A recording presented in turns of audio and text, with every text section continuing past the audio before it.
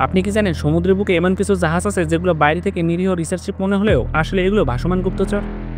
হ্যাঁ, এটাই হলো চাইনিজ স্পাই ভেসেলস বা গোয়েন্দা জাহাজ।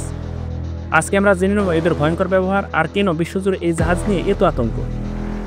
প্রথমেই প্রশ্ন আসে, এই জাহাজের কাজ কি? চাইনিজ স্পাই ভেসেলস মূলত সাগরে ঘুরে ঘুরে অন্য দেশের সামরিক গতিবিধি নজরদারি করে। বিশাল বড় বড় স্যাটেলাইট ডিশ আর অ্যান্টেনা দিয়ে সজ্জিত এসব জাহাজ সহজেই রাডার সিগন্যাল, মিসাইল টেস্টের ডাটা, নৌবাহিনীর যোগাযোগ, এমনকি স্যাটেলাইটের সাথে সংযোগ স্থাপন করে ইন্টারসেপ্ট করতে পারে। সবচেয়ে আলোচিত ব্যাপার হলো এরা প্রায় ভারত মহাসাগর, আন্দামান সাগর আর প্রশান্ত মহাসাগর অঞ্চলে দেখা যায়।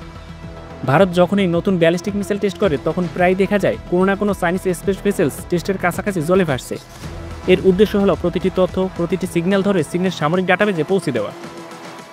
এরা বাইরে থেকে নিজেদের রিসার্চ ভেসেলস বা গবেষণা জাহাজ বলে দাবি করে।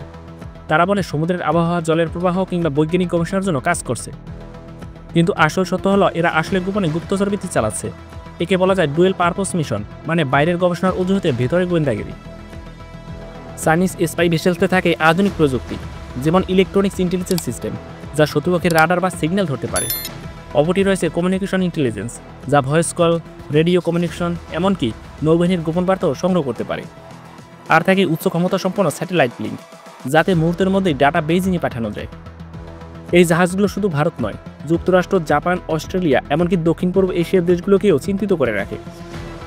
কারণ এরা যদি কারো সামরিক যোগাযোগ ফাঁস করে ফেলে তাহলে যুদ্ধের আগে থেকেই শত্রুপক্ষের পরিকল্পনা জানার সুবিধা পাইছেন। তাহলে সহজ করে বললে চাইনিজ স্পাই ভেসেলস হলো আধুনিক যুগের ভাসমান গুপ্তচর, যাদের মিশন হলো তথ্য চুরি, নজরদারি আর প্রতিপক্ষের প্রতিটি সামরিক পদক্ষেপ গোপনে রেকর্ড রাখা। বাইরে থেকে নিরীহ কিন্তু ভেতরে মারাত্মক। এখন প্রশ্ন হলো, সমুদ্রের বুকে ঘুরে বেড়ানো এই ভাসমান গুপ্তচরকে থামাবে কে, নাকি এভাবেই অদৃশ্য যুদ্ধে এগিয়ে যাবে দুনিয়া? বন্ধুরা, আজ এ পর্যন্তই, দেখা হবে নতুন কোনো ভিডিওতে। সে পর্যন্ত সবাই ভালো থাকুন, সুস্থ থাকুন। আর ভিডিওটি ভালো লাগে লাইক, কমেন্ট, শেয়ার করে পাশে থাকুন। ধন্যবাদ।